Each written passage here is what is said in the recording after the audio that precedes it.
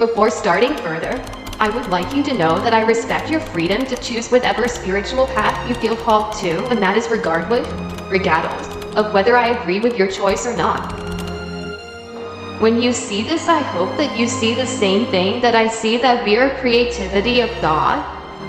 If you are Muslim, you are welcome here. If you are Christian, you are welcome here.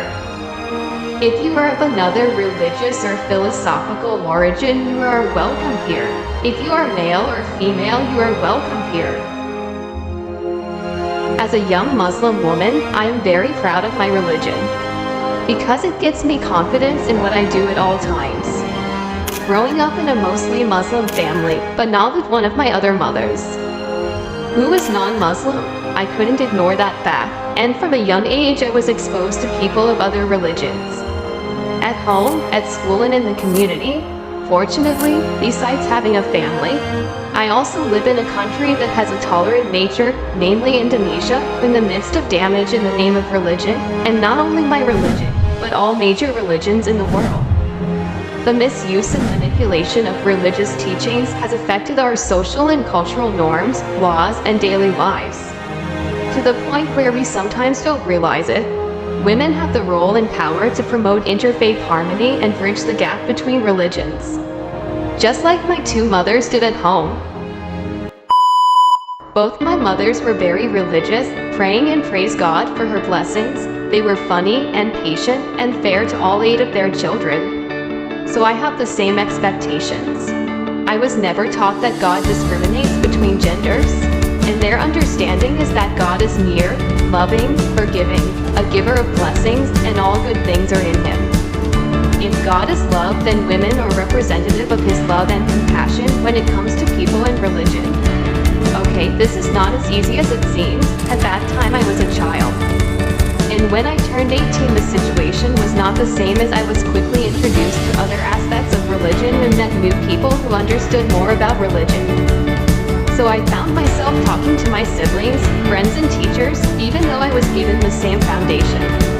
I came to question the role of women in religion and religious freedom itself. Always remember that the first rule is to get information. So I did, and was surprised to find that women play a role in interfaith harmony and have leadership initiatives to bridge the gap. A study by the International Peace Institute that looked at 182 peace agreements signed between 1989 and 2011 found that when women were included in the peace process, there was a 35% increase in the likelihood that the peace agreement would last for 15 years or more. And yet, I also obtained other data through several media and journals about the involvement of women as agents of promoting interfaith harmony and bridging the gap between religions and even peace. Women are persistent, strong, and dedicated defenders of religious freedom around the world.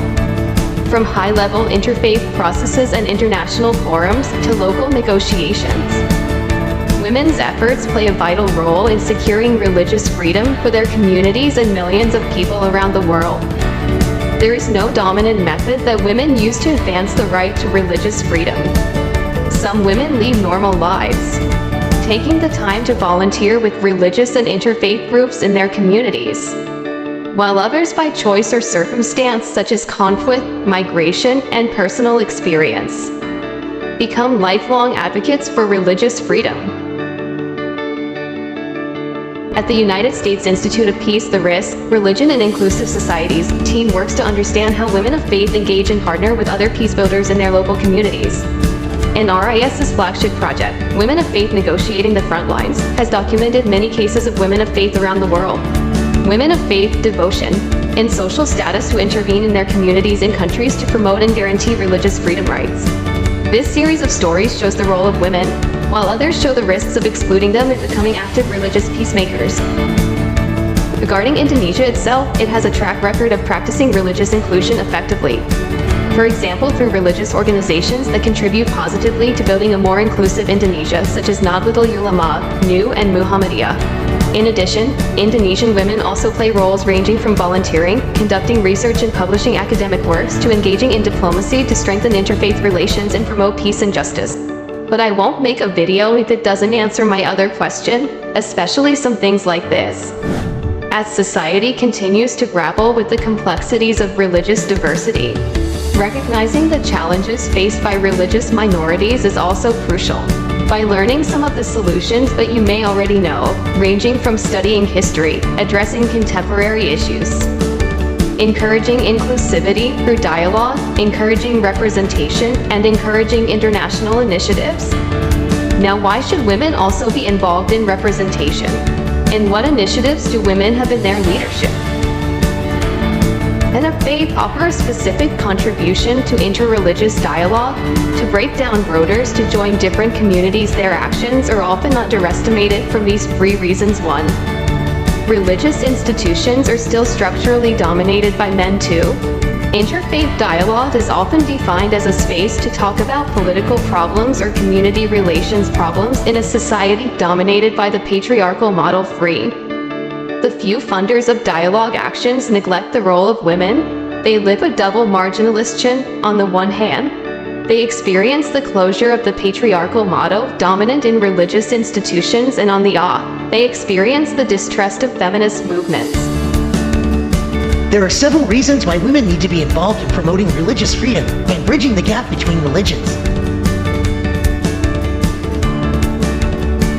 Though they have the potential and are exemplified by other women, women's involvement in religious freedom work is sometimes work that may not be considered religious freedom work. But through their efforts to create peace, support diversity of worship, and create inclusive religious communities, they are truly advancing religious freedom.